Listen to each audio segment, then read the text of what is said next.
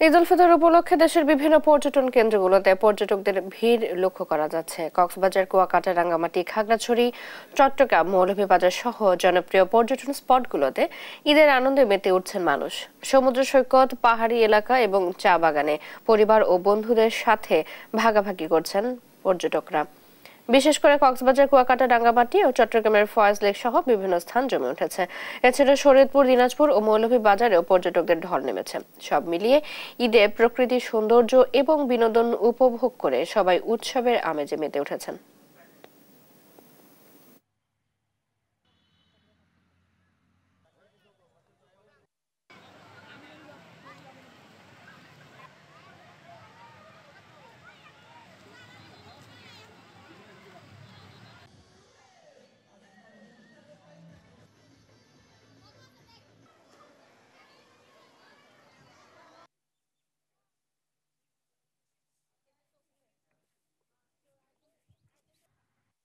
অনেক ভালো লাগছে, অনেক সুন্দর জায়গা।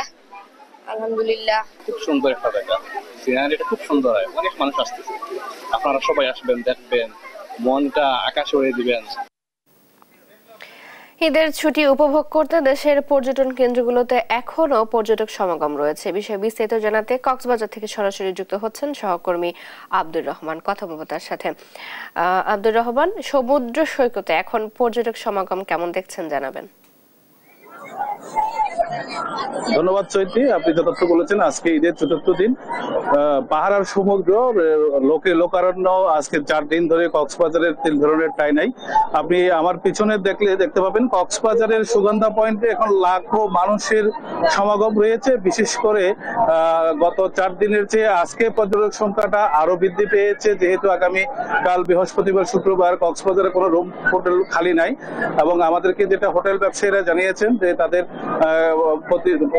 অনুরোধ জানিয়েছেন যেন তারা হোটেল বুকিং দিয়ে কক্সবাজারে আসেন। এবং টুরিস্ট পুলিশ আমাদেরকে যেটা জানিয়েছেন, নিরাপত্তার বিষয় এবং লাইফ গার্ডরা জানিয়েছেন একটা বিষয় সতর্কমূলক বিষ, যেটা হলো কক্সবাজারে ঘুরতে এসে বিচের পরে শিশুদেরকে বেশি হারানো হয় এবং বৃদ্ধ এবং বয়স্কদের লোকজনদেরকে বিভিন্ন ধরনের হয়রানির শিকার হচ্ছে। বিশেষ করে মা বাবারা সমুদ্র স্থানে নেমে তাদের বাচ্চাগুলোকে অবলম্বনে রাখা, অনেক সময় বাচ্চা হারানোর অভিযোগ আসে। আরেকটা বিষয় যেটা জানিয়েছেন যে এখানে বিভিন্ন ধরনের টুরিস্ট পুলিশ রয়েছে, অপরাধীরা রয়েছে, তারা বিভিন্ন নানা ধরনের প্রলোভন দেখিয়ে তাদেরকে বিভিন্ন হয়রানি করার চেষ্টা করে এবং সেদিকে সতর্ক থাকার জন্য বলেছেন। এবং বিশেষ করে কক্সবাজারের যারা হোটেল মালিক সমিতি, রেস্তোরাঁ মালিক সমিতি যারা রয়েছে, তারা আমাদেরকে যেটা জানিয়েছে সেটা হলো তারা তাদের থেকে সর্বোচ্চ চেষ্টা করে, কিন্তু অসাধু কিছু চক্র রয়েছে সবসময় অপ্রীত ঘটনা এবং মূল্য বৃদ্ধির যে অভিযুক্তি রয়েছে সেটা খতিয়ে দেখার জন্য তারা তৎপর রয়েছে। এবং আমি আপনাদের আরেকটা বিষয় জানিয়ে রাখি, কক্সবাজারে কিন্তু আগামী 2-4 দিন যে লোক সংখ্যা হবে, তারা যদি একটু সচেতন ভাবে চলাফেরা না করে তাহলে অনেক ধরনের দুর্ঘটনা এড়াতে তাদেরকে একটু সতর্কভাবে চলার জন্য টুরিস্ট পুলিশ এবং প্রশাসনের পক্ষ থেকে অনুরোধ জানিয়েছে। আরেকটা বিষয় চৈতি, যেটা হলো কক্সবাজারে কিন্তু হোটেল সংখ্যা 400 অধিক, কিন্তু এখানে 1 থেকে 1.5 লাখ লোক থাকার ধারণ ক্ষমতা রয়েছে।